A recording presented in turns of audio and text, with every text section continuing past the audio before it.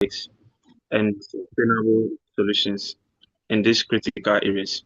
So I'm talking about safety, security, and radiation protection.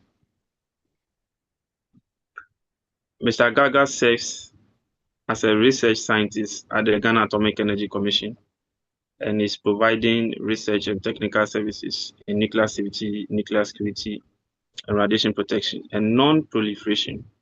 His role reflects a deep commitment to integrating emerging risks into national security frameworks, advancing safe practices, and supporting environmental protection.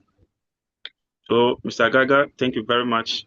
We are so grateful that you've been able to make time to join us today. This is Wem'Afrika, and like I said, my name is Ezekiel Ashai, and I'm from Ghana, and I'm the moderator for this session. We are so much grateful for your time. Yes. And there's another thing I would like to read a brief intro, and then Mr. Aga, please, you begin with. I'll read a brief intro. And Okay. yeah, thank you.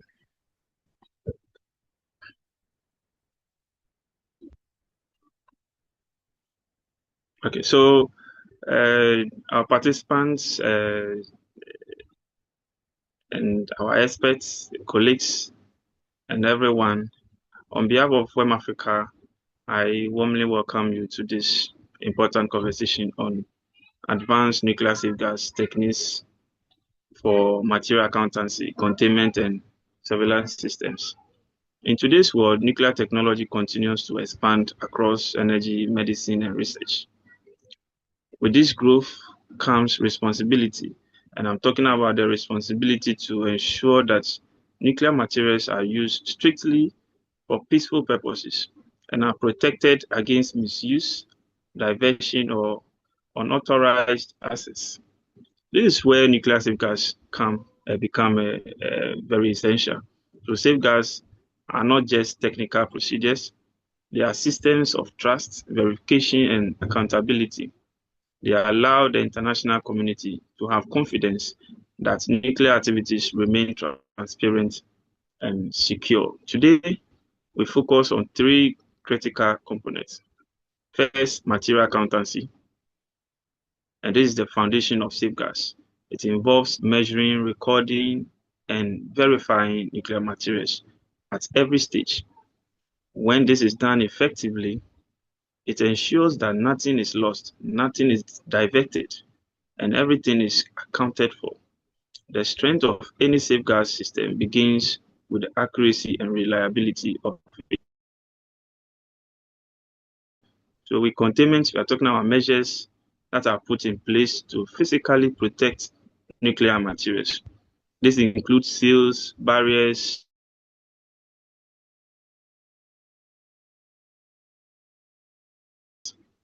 containment ensures that materials remain exactly where they are supposed to be. And the third one is surveillance systems. So these systems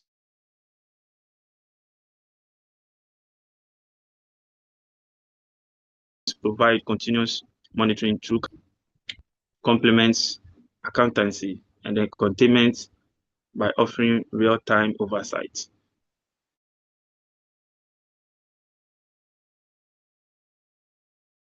And this allows for early detection of any array elements form a comprehensive safeguard systems, one that is proactive rather than reactive. So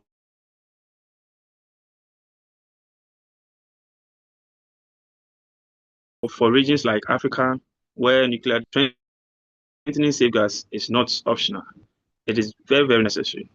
So it is through strong safeguards that we build confidence, we attract partnerships, and then we ensure sustainable and peaceful use of nuclear technology. Here at Wem'Afrika, we believe that building capacity in nuclear knowledge is key, very important. So through training, research, and engagement, we aim to contribute to a future where African professionals are not only participants, but they are leaders in nuclear governance and security. As we move forward, The question is not whether safeguards are important. We already know they are. Yes, they are very important. So the question is how we can continue to improve them, adapt them, and ensure they remain effective in a rapidly changing world. So, colleagues, let this session be a space for learning, collaboration, and forward-thinking solutions. Thank you very much, and thanks to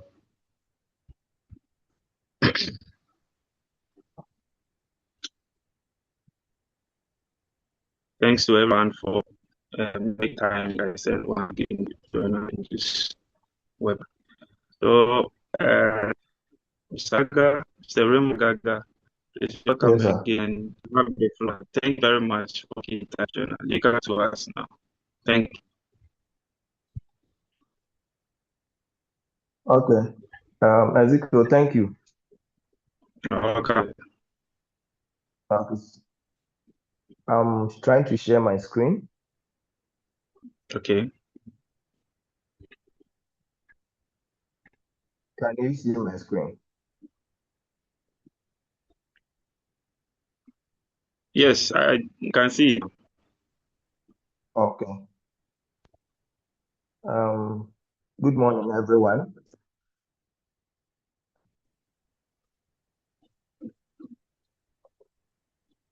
Hello, Ezekiel. Yes, sir. We can hear you. Yeah, am I like audible? Yes, you're allowed in there. We can hear you perfectly. Okay, so like Please move on. Ezekiel said, my name is Raymond. I work with the Ghana Atomic Energy Commission as a research scientist, and I'm also involved in nuclear policy work at the Institute for Economic Affairs, Ghana. So today my presentation is on advanced nuclear safeguards measures. And I will be going through the outline that is currently projected on the screen. That is, I'll look at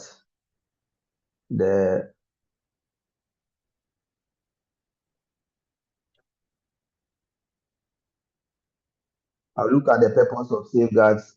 I'll look at the fundamental pillars, that is accountancy, containment, and then why it is important for us to integrate all the three. Then, whilst preparing my notes, I think I saw on your Wem'Afrika LinkedIn platform, somebody wanted to know something about safeguards for small reactors, which is very important because largely a lot of African countries are considering small modular reactors. Then we'll look at some key challenges, the future direction, and then some takeaways from here. So I would proceed with my next slide. So what's the purpose of safeguards? Safeguards are designed to verify that nuclear material are not diverted from declared peaceful activities. So if the material is declared for a particular activity, safeguards measures are to ensure that those materials remain in that facility for the activity that they are intended for and are not diverted. It also helps us to detect unauthorized activities involving nuclear material. So in simple terms, you can see that safeguards answers one major question. Can we trust that nuclear material in a particular state or facility is being used for exactly what they have been declared or they have been officially declared to be used for? So this is why safeguards are central to the global nuclear non-proliferation regime, because they provide assurances not only to the IAEA but to all other members of the international community that nuclear materials are being used for the intended purpose that they are used for. Now, there are three major components, like Ezekiel has mentioned earlier, that safeguard systems work with. They are built around material accountancy, containment, and surveillance. Ezekiel explained what these are. So basically, material accountancy measures and track materials. Containment ensure that the material remain where they are supposed to be. And then surveillance provide continuous monitoring of the activity. Now, each of these pillars perform a different role, but they are most effective when they are integrated into one safeguard system. So what are the objectives of safeguards? Basically, safeguards answers three questions. First, what nuclear material exists? Secondly, where is the material located? And then third is the material being used for the purpose for which it has been declared. Now, these questions are simple, but they are very important if the IEA can answer these questions with confidence. Then it can provide the assurance that nuclear material has not been diverted from peaceful use. Now, so what is material accountancy? So let's go into material accountancy proper. So we said that material accountancy involves the measurement of nuclear material, recording the quantity and movement, and verifying the declared information that the states have declared to the agency. Now, accountancy forms the foundation of the nuclear safeguard system. Just like financial accounting, material accountancy help organizations know what has been received and what is currently available within the facility. Now, there are three, or let's say four material accountancy elements that we need to understand. The first is the material balance area, which is the MBA. This is an area where nuclear material can be measured and accounted for. Then the second is the key measuring point, or KMP. This is where, or this is the point where measurements are taken to determine the quantity or flow of nuclear material in a facility. And the third is the PIT, or the physical inventory taking. And this refers to the process of physically checking and confirming the amount of nuclear material that are present within a facility. And then the last one, which is material unaccounted for, or MUF. That is the difference between the recorded amount of material and the measured amount of material in a facility. So with these four basic elements, the inspectors are able to systematically track nuclear material in a facility. Now, what are some of the techniques that can be used in terms of material accountancy? One of the most important methods is non-destructive assay, or NDA, because this allows inspectors to measure nuclear material without destroying the sample. Then we have another method, which is destructive analysis. So with this one, samples are taken from the material for analysis. And once samples are taken, maybe a part of the material is taken, it basically transforms the material, and therefore we say that it's destructive. And then we could also use gamma or neutron measurement, because nuclear material emits radiation that can be detected and then measured. Then we need to also be statistically confident that whatever we are measuring or whatever we are verifying is right, and therefore statistical verification methods are also important to ascertain the level of confidence that we have in whatever we are doing. So statistics help inspectors to determine whether the difference is normal or whether it may be an indicative of a problem. Now, what role does accountancy play in safeguards? So it helps detect discrepancies in nuclear material quantity, and also support in the verification of declared information. Now, most importantly, it provides a quantitative basis for safeguards conclusions, because you have measurements, activities, you have volume, you have mass of material that you can use to make safeguards conclusions, because they are based on measurements, records, verifications, and analysis. Now let's move to the second component, which is containment. Like Ezekiel mentioned earlier, containment ensure that the material is where it is declared to be. So the purpose basically is to prevent or detect unauthorized access or movement or interference to the material.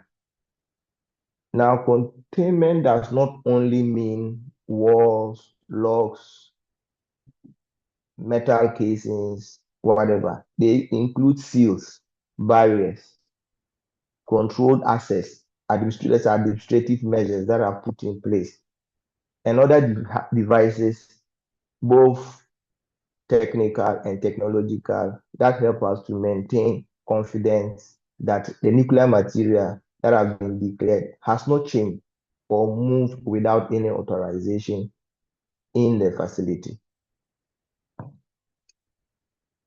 So containment, in effect, helps us to know in a continuous manner where the material is and provide us a certain level of confidence that the material has not changed, and even when they are not physically present. For example, if an inspector verifies a material today and returns several months later to check that same material, containment systems help them know whether the material remains secured or unchanged during the period, because inspectors are not always at facilities. They go and come as and when. So this is why containment is very essential for maintaining confidence and the integrity of the safeguard system that are in place at a facility. There are several containment systems that could be used. They include physical barriers, temper indicating devices, and then also administrative measures like controlled access that provide layered protection to ensure that the material remain intact at the facility. One important containment measure or system that is often used in safeguards are temper indicating devices. Now, the purpose of these devices is not always to physically prevent tampering, but the main purpose is to show whether interferences have occurred. For example, if a seal is broken, it provides evidence that somebody may have tampered with the material to access the material or the container in which the material is. So this allows inspectors to investigate and determine whether the integrity of the material has been compromised. Now, for advanced containment systems, or in modern times, containment systems are becoming more advanced. Today, safeguards systems use smart seals with remote monitoring capabilities, sensor-based temper devices, and also devices that detect interference in real time. So even though inspectors may not be physically present at the facilities, these seals are able to send remote information in real time that show that somebody is trying to tamper with the material or the containment in which the material is. Now, another important development is the integrating of containment systems and then surveillance systems. Now, with these modern containment systems, it is possible to integrate with surveillance so that whilst the containment system send real-time information of detection, the surveillance system provide remote monitoring to know who or where that tampering is occurring. So working together, they provide a stronger assurance that the material has remained secured. This sends me to surveillance, which is the third component of a safeguard system. Now, surveillance basically involves the continuous monitoring of nuclear material facilities and activities. And mostly using cameras and other remote viewing technologies to be able to observe what is happening within a facility. Surveillance is very important because, like I mentioned earlier, inspectors cannot be present at every facility at all times, and therefore surveillance systems help provide that continuous visibility when even inspectors are not present at the facility. What are some of the surveillance technologies that are used?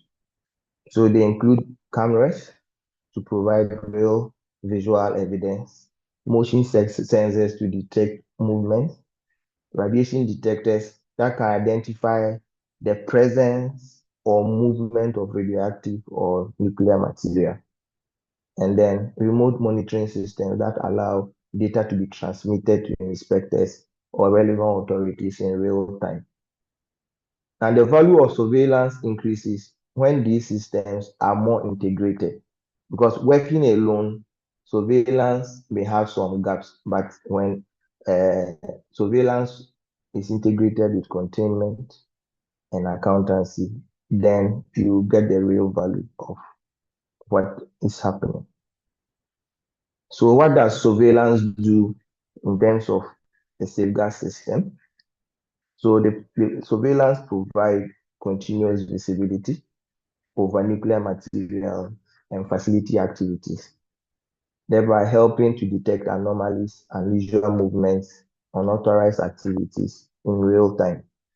It also supports inspection and verification by providing evidence that can be viewed later. So in safeguard, surveillance is especially important because it helps maintain confidence between two inspections or inspections. If a facility is inspected today and after a year there's an inspection, surveillance is able to help maintain that confidence, because using the footages and that are available, you are able to say or determine whether material was moved and to where and who did what. Now, in contemporary times, containment and surveillance have been often combined as a single CNS system. So you have containment systems and surveillance systems integrated working together, because containment helps to maintain the integrity of the material or the location of the material. And then surveillance help observe and confirm that no unauthorized activity have taken place. So together they help to maintain some level of continuity of knowledge. So for example, a seal may show whether a container has been opened, while the camera may show who approached the container and when. So this combination creates a certain strengthening, or this combination strengthens the overall safeguard system that is in place at the facility. Now, earlier I did mention that it is important that these three measures, that is accountancy, containment, and surveillance, work hand in hand or are integrated, because effective safeguards require that. Now, because material accountancy, like we have learned earlier, tells us what material should be present, but containment helps us to ensure that the material remains there. Then surveillance help confirm that no unauthorized changes have occurred. So when these three work together, the safeguard system becomes more stronger and more reliable. So in effect, what we're saying is that accountancy provide the numbers, containment protect the integrity, and then surveillance provide the visibility that is needed within the safeguard system. Now with the coming in of small modular reactors. There have been several questions about how safeguards will look like. What will be the future of safeguards with small modular reactors? Small modular reactors, like we all know, are small reactors that are factory built um, and can be deployed in remote locations, industrial sites, etc. Now, SMRs are important because they offer the potential benefit of flexibility, scalability, and reduced construction complexity that comes with conventional nuclear plants. Increasingly, several African countries that have shown interest in adding nuclear energy to their nuclear power to their energy mix have considered or looked at SMR as an option, and it is a technology that is fast gaining popularity within the nuclear environment. Now, the question is, do they introduce new considerations for safeguards? Right? Do they introduce new considerations for safeguards? So this is because the design and operation of SMR may differ from the traditional nuclear power reactors that we have. Yes, they will introduce some new considerations, but they would not change safeguards principles because the principles of safeguards would remain. But significantly, SMRs will change how safeguards may be applied. This is because some SMRs may have sealed core, which reduces direct access to nuclear material.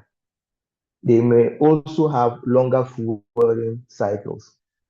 A couple of days ago, I was checking the typical fueling cycle of SMRs, and we're seeing something between 6 to 10 years, depending on the type. And so the longer fuel refueling cycle means that the refueling would be less frequent. And so this affects how inspectors can physically assess and verify material that are in the facility. So therefore, safeguards for SMR may require greater reliance on the design information, remote monitoring, and then life cycle verification of nuclear material in the facility. For accountancy, depending on the SMR design,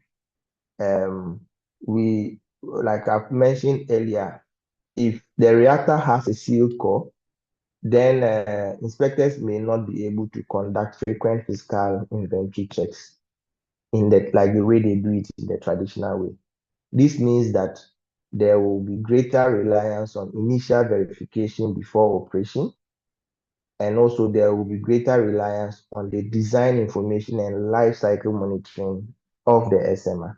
So in other words, safeguards may need to begin earlier in the design and the manufacturing process, not after the reactor has been deployed.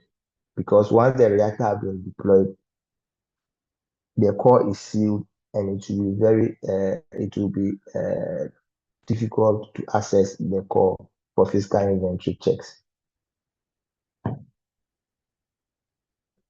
Now, how would containment also look like? So most SMRs may have inherent containment features.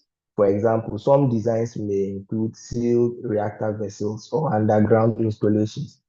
And these features can improve security and reduce access to nuclear material. However, they would also create a challenge for verification because it will be difficult for inspectors to physically access these material to physically verify their presence. Now, if access is limited in this case, inspectors might find other reliable ways to confirm that the material remains as declared without frequently opening or accessing the reactor system. This is why containment in SMR must be carefully designed with safeguards in mind from the beginning. Then let's see surveillance. Now, we've talked about the fact that the SMRs may provide limited access to the core. And so SMRs may rely heavily on remote monitoring, continuous digital surveillance, and automated data transmission to inspectors or relevant authorities. Now, whilst this can improve efficiency and provide near real-time information for safeguards verification, it also has the potential of introducing new challenges. That is cybersecurity challenges. And because you are moving data to remote locations, to inspectors, to authorities, right? And so if the data is not collected or the data that is collected is not protected from cyber interference and manipulation, that presents a real threat to the information that is being transmitted. So SMRs must integrate both nuclear verification and cybersecurity considerations to ensure that information that is being transmitted are secured and cannot be interfered with or manipulated by anybody. So what are some of the key challenges that we can have with safeguards with regards to SMR? Now, one challenge is the possibility of transportable reactor models, right? And so if these reactor models are transportable, it means that just with a low bed, it can be transported, and that presents some real challenges with regards to the material because it can be moved just with a low bed. Another is deployment. Now, most or it's envisaged that some of the deployments will be in remote locations, which will limit regular inspections or make regular inspections very difficult. Now, with reduced inspector access, it creates a major issue because now if the place is remote with all the threats and issues that surround it, and then inspector access is also limited. And so finally, I think the other issue that we can talk about is that SMRs may depend, which we have mentioned earlier, that SMRs may depend heavily on digital systems, thereby increasing the threat or the importance of cybersecurity and the reliability of the system itself. Now, these challenges do not necessarily make safeguards impossible, but what I think is required is adaptation that these challenges bring. So we need to adapt to ensure that we are able to provide that reliable and continuous verification of material despite the challenges that SMRs may bring. But what are some of the opportunities? Now, most importantly, SMRs or most of the SMRs that are being discussed are in prototypes and have not yet been deployed for use. And therefore, one major opportunity is that we can begin to think safeguards by design.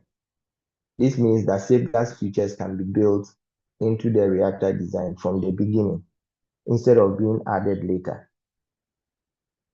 Additionally, SMRs also offer the possibility of standardization. Once we discuss safeguards by design, right, and then the possibility of thinking safeguards from the beginning, we could look at the fact that if many of these reactors use the same design, then the safeguards approach can also become more standardized because it's similar design, and therefore we can have the possibility of standardizing the approach to material accountancy, to containment, to surveillance. Then thirdly, advanced monitoring technologies can also improve efficiency and reduce the burden of inspectors. So basically what I'm saying is that SMRs are not only a challenge, but they also provide an opportunity to modernize safeguards. So what are the key insights that we have said all this while? SMRs do not change the basic principles of safeguards. The goals remain the same: verify nuclear material, detect diversion, and provide assurance that materials that have been declared are used for the purposes for which they are declared, which is the goal of safeguards. What changes with respect to SMR may be the method of implementation. Safeguards may shift from inspector-intensive system to more design integrated and technology-driven system. This means that the future of safeguards will depend heavily on early planning, monitoring, and cybersecurity and integration. So with that, I think let me move to the general challenges that safeguard systems face, which include insider threat, measuring uncertainties, undeclared activities, and then in recent times, cybersecurity risks. I would not bother to dwell much on this because for cybersecurity, we've talked about before, um, and the fact that it will even become increasingly an issue with the introduction of SMR. But one of the main or most challenging issues that has to do with safeguards and even security is the issue of the insider. People with authorized access, knowledge of the system, and also information of the system. The reason why they are a challenge is that because of their inherent characteristics of knowledge access, they are able to circumvent most of the security measures or that you put in place in terms of access control, in terms of using their authority and those kind of things. So I will move to the future of safeguards. How should the future of safeguards look like? Because in recent times, with the advancement of AI and all these things, there's a potential that the future of safeguards would be shaped by these advanced technologies, artificial intelligence, real machine learning, and all those things. And with artificial intelligence, maybe what I can say is it may help with analysis of large volumes of safeguard data in a way that current technologies are not able to help us do. And then real-time monitoring also may improve the speed with which detection and response take place. Then integrated digital systems may allow accountancy, containment, and surveillance data to be combined more effectively and efficiently. And with predictive verification, we'll be able to identify certain patterns within the data that pose serious problems that maybe with human or the existing technology, we will not be able to see the larger picture or what is inherent in the data than before.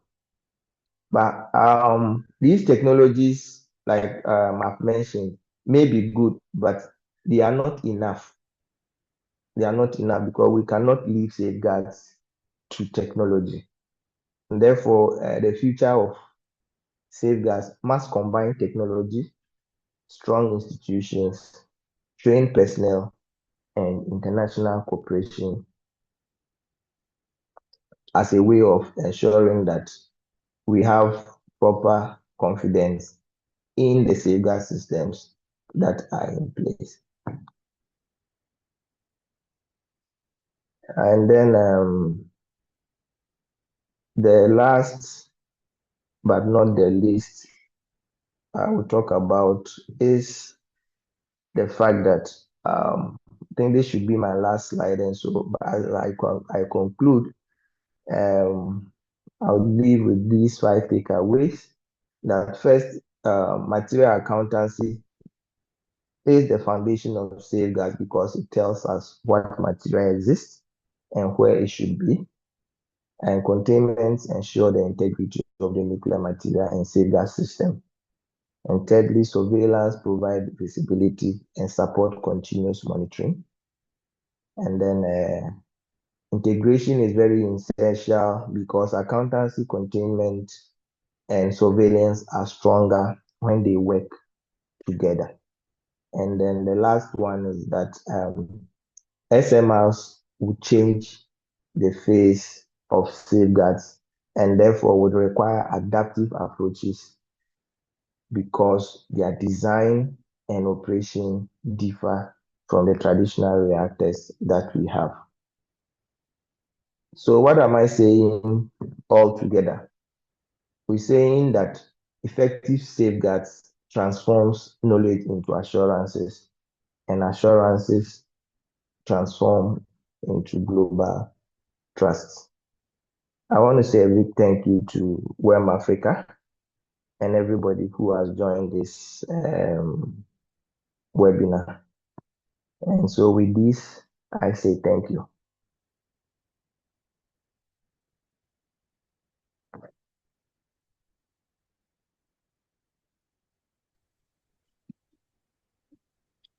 Hello, Ezekiel.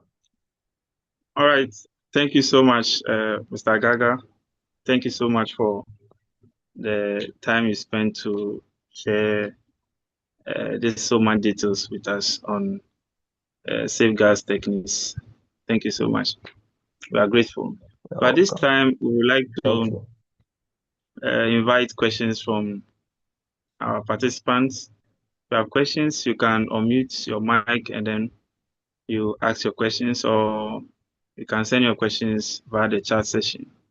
We're waiting for your questions, please.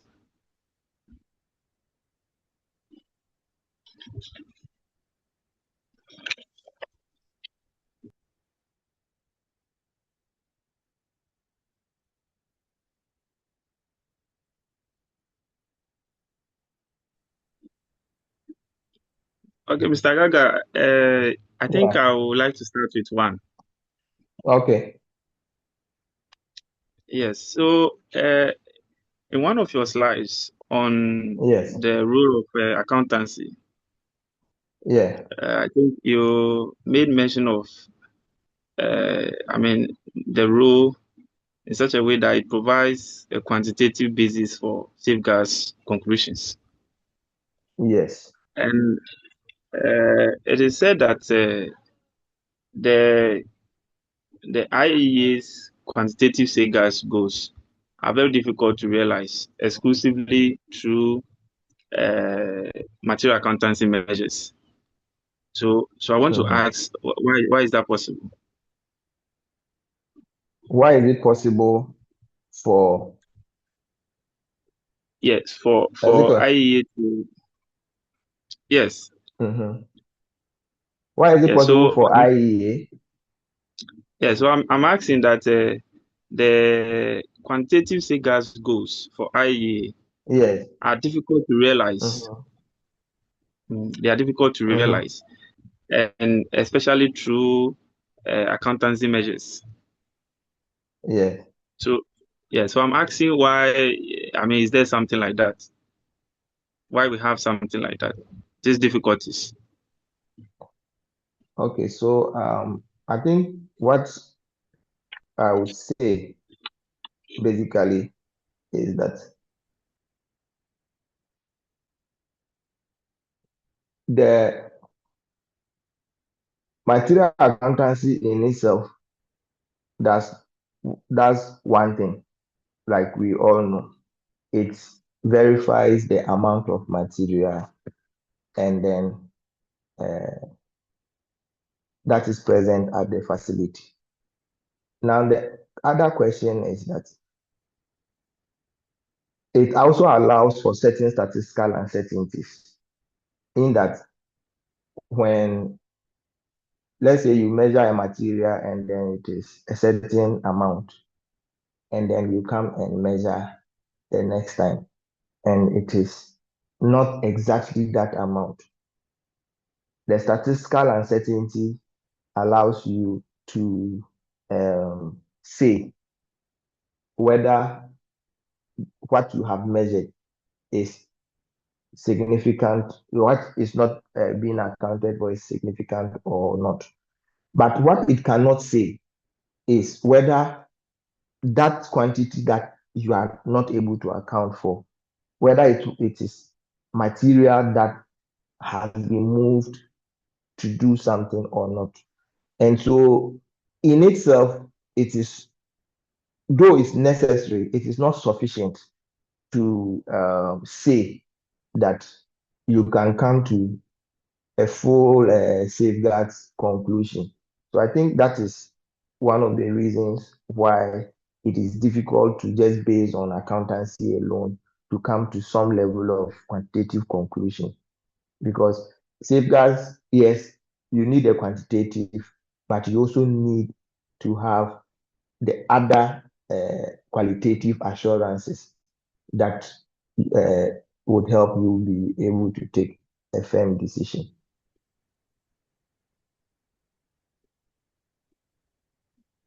Hello.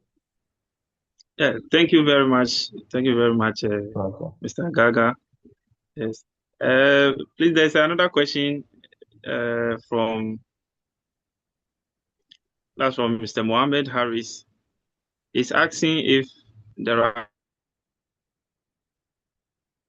mechanical engineers in the IAEA I nuclear think safeguards. he's asking about internship.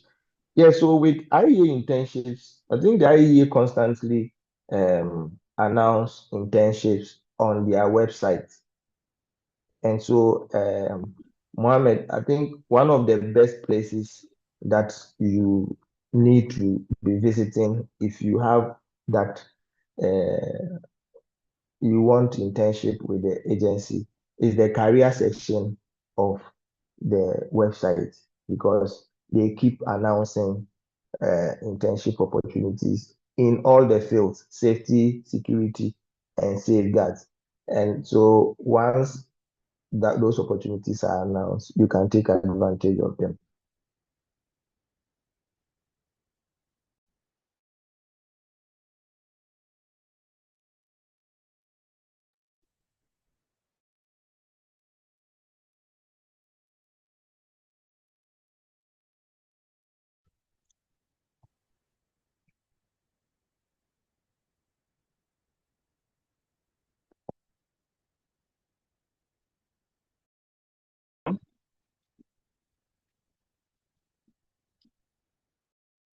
Hello.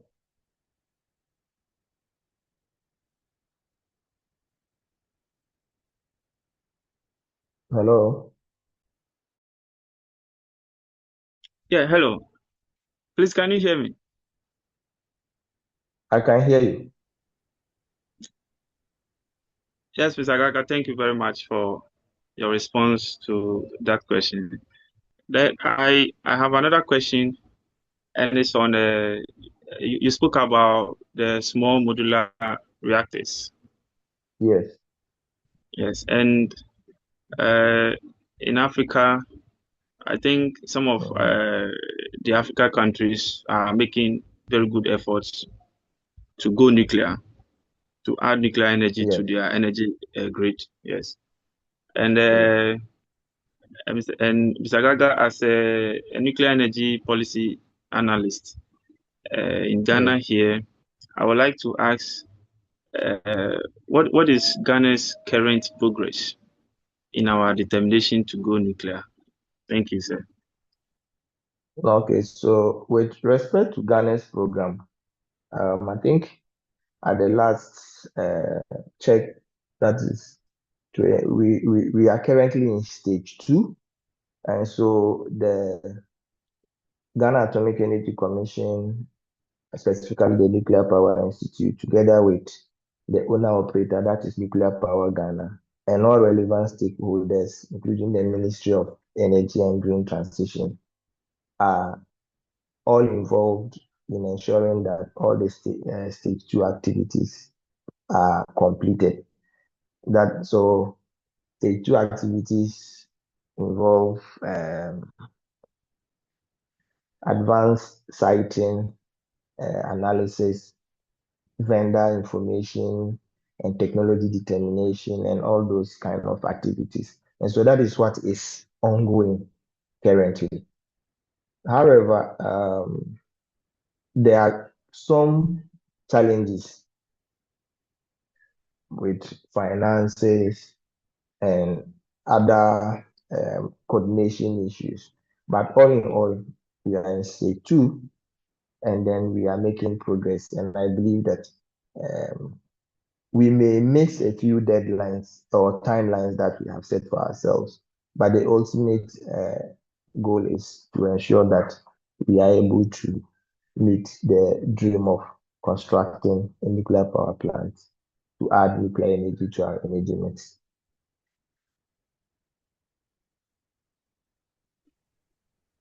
Thank you very much, sir. Thank you for your response. There's also another question from Kamel. Kamel is asking how we can use a safe and secure AI for safeguards data analysis.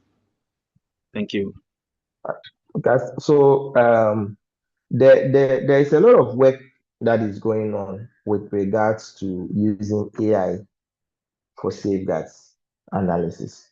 First, we need to ensure that the systems or the data that is being put into AI is protected, because that is sensitive information that is being put out there.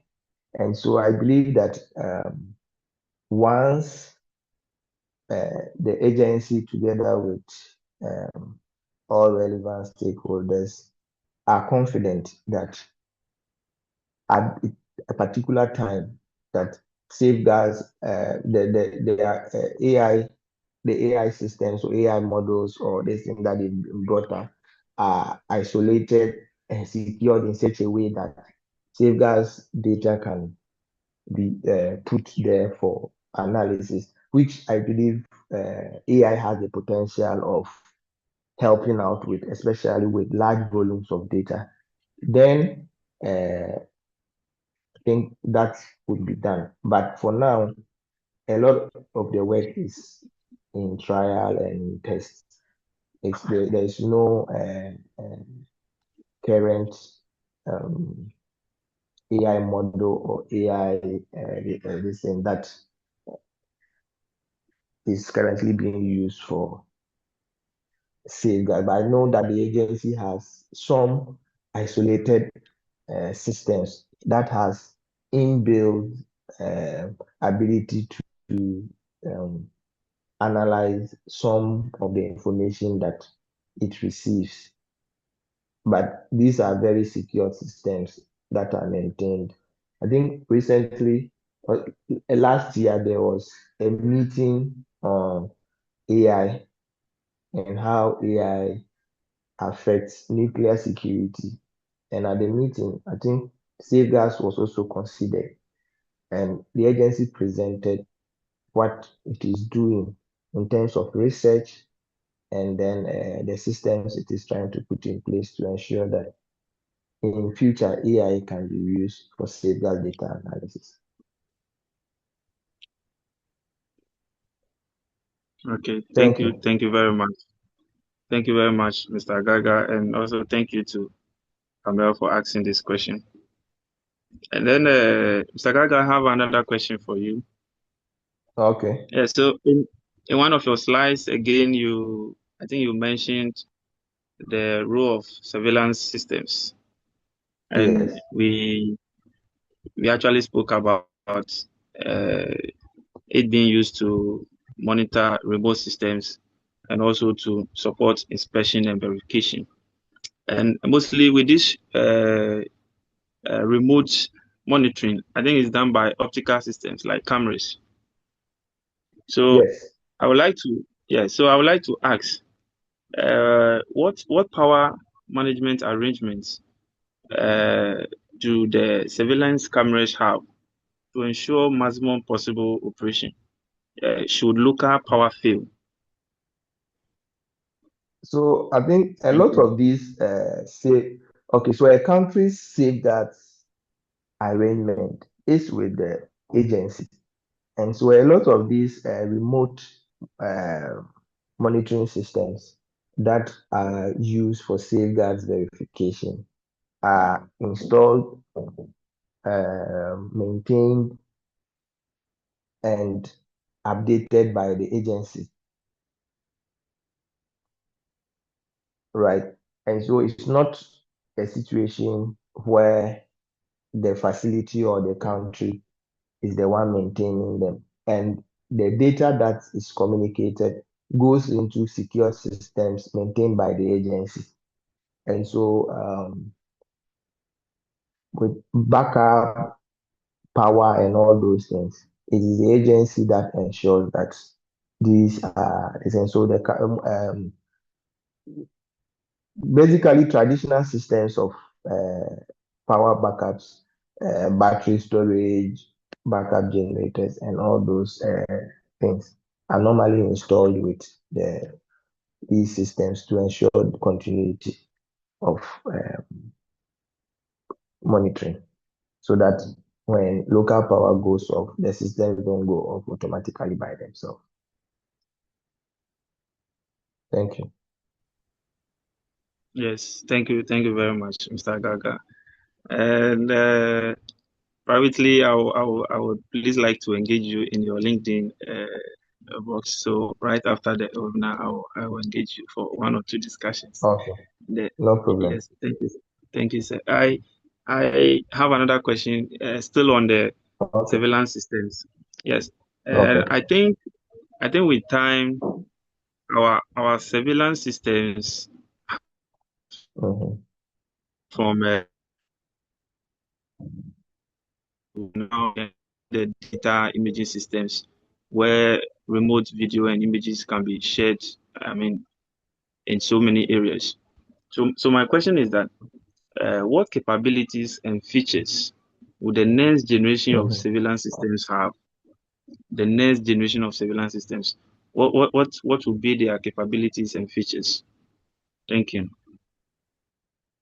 No, so increasingly, we are seeing surveillance systems be integrated with other business. So before cameras came just as cameras, like surveillance cameras, but now we have cameras that are embedded with motion detectors, right?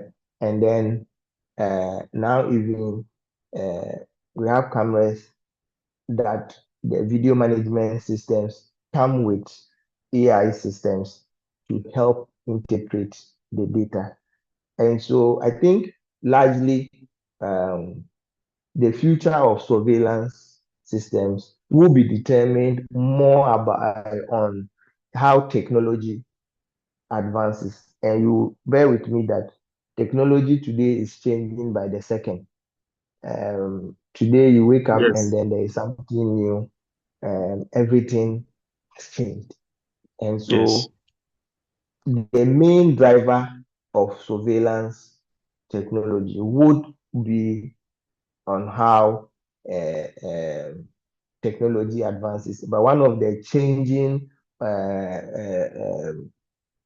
like forces in current times would be AI because AI system, AI has shown the possibility of being used for a lot of things, facial recognition, um, advanced analytics, and all those kind of things. And so that would significantly change the face of surveillance going forward.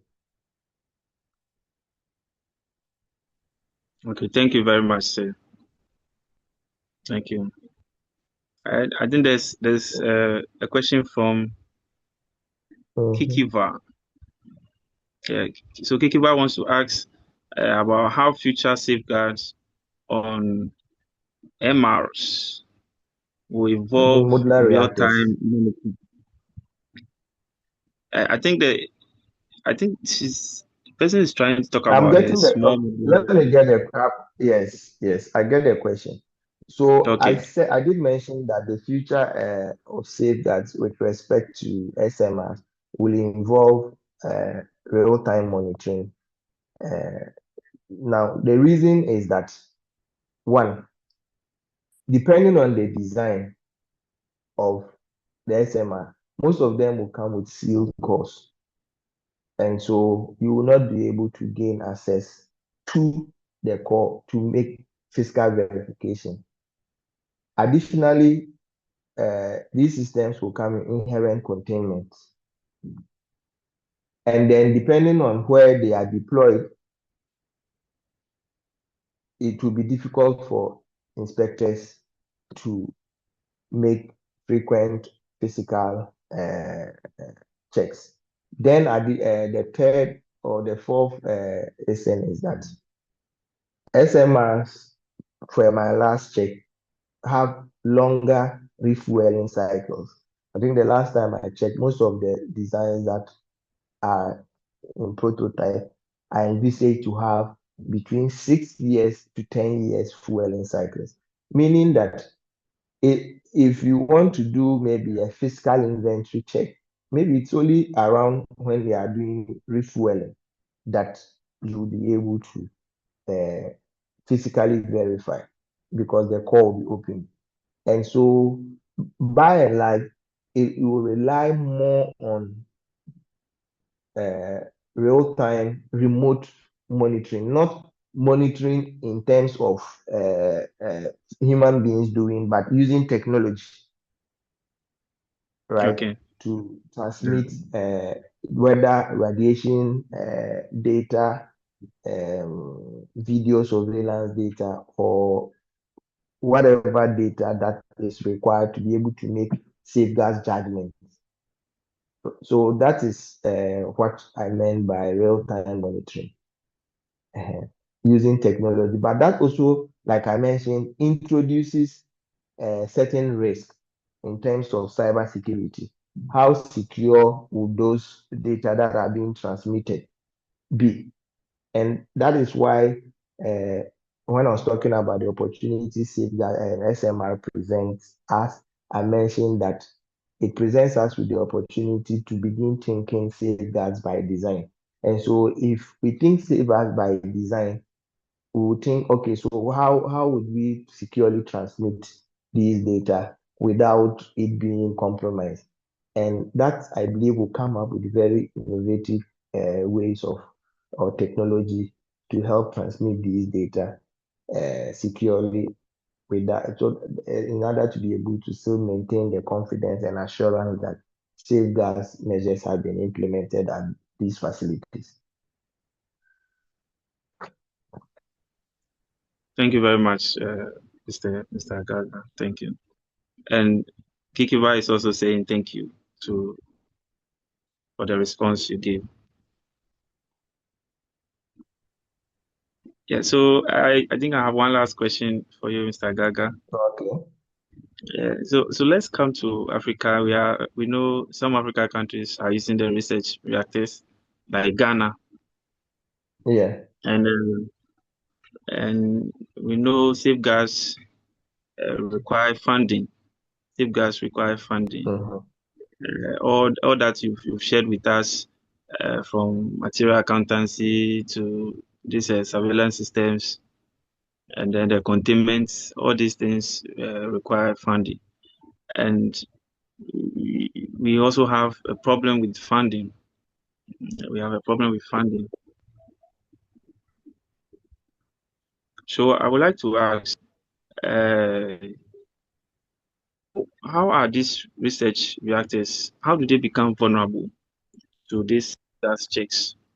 Since we have a problem with funding and we have to do safeguards on them, and how do these research reactors become vulnerable to safeguards checks since there's a problem with funding? Plus, Thank you. so I think what I can say is that for safeguards, a country using research reactor, let's say Ghana, our safeguards agreement with the IEA determines the frequency of checks and then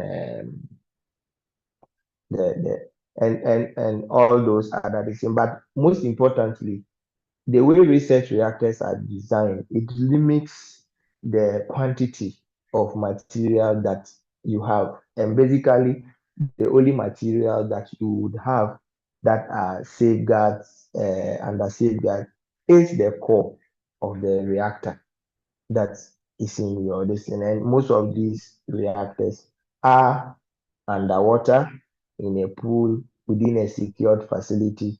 And therefore, um, a lot of, let's say, you are not moving material, right, here and there.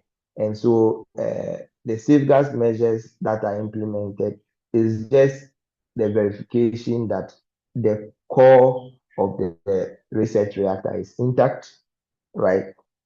And then measures are in place to ensure that the there is no sabotage, there is no any activity that would unduly uh, compromise the certainty with which we can say the material is not there. So if we take like the reactor that Ghana had, we used it until the core was changed from HEU to LEU. It was almost getting to 30 years from 94, right? And that means that from 94 till the core was changed, we didn't have to move any nuclear material, right, in and out of the facility. And so uh, verification was more about checking whether the core was intact and whether the material or the core was intact and all those kind of things. And so that I don't think require so much funding per se. But then Ghana has benefited substantially from the agency in terms of technology because a lot of the surveillance measures that are in most of our facilities are agency funded or funded through bilateral agreements with some other countries, the US, China, Russia, and the like. And so, whilst uh, we have limited funding when it comes to a lot of things, there are avenues that can we can use to raise funds for things, some of these things, because the truth is that safety, security, safeguard, are said to be national this thing. But there are global issues like that also come with global because today, if there is a problem, a safeguards problem in Ghana, that doesn't affect only Ghana, it affects the entire world. It affects the entire world. And so it's like a globally shared concern to ensure that Ghana is able to maintain the integrity of their nuclear materials in their possession. And so through bilateral cooperation and other arrangements, we're able to get funding for some of these activities. We get training, we get all these things that help in creating the assurance of safeguards. Yeah. Thank you very much. Thank you very much, Mr. Gaga. And our time is almost up. I think Camel is asking a question, but because of our time, I would suggest that maybe she should directly send it to your LinkedIn account, or I don't know. Maybe we can forward it to you later, then you give a response. Anyway, we've also shared our website address. That's wemafrica.org.com. So you can also contact us, and then we'll get back to you. And thank you very much, Mr. Agaga. Thank you so much. We are so grateful for making time to join us to talk to us on safeguards techniques.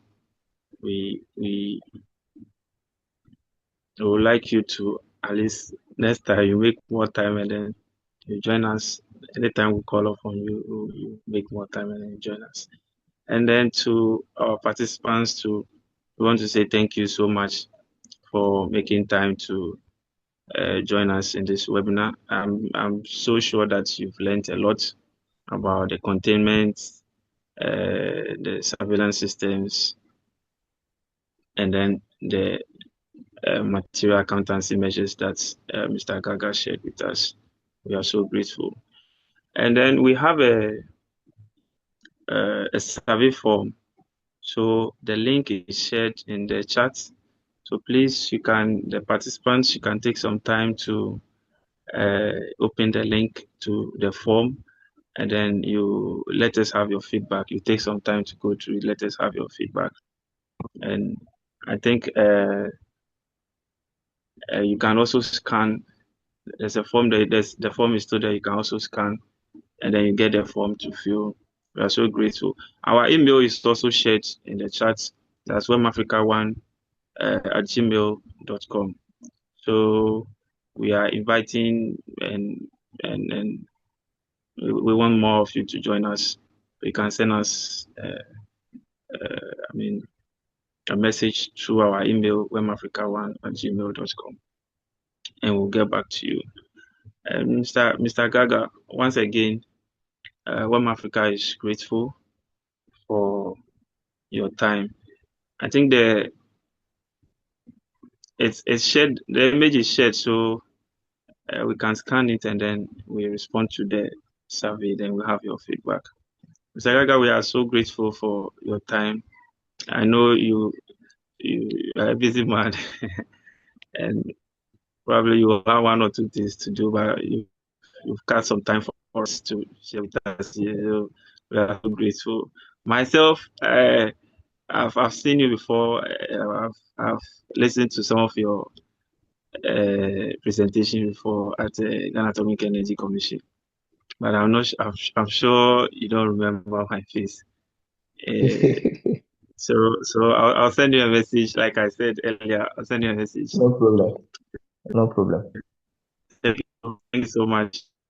You're welcome. And thanks to all our participants. Thanks to everyone for making time. This your presentation has been so interesting, and I think we've learned a lot. Myself, I've learned a lot, especially on your surveillance system.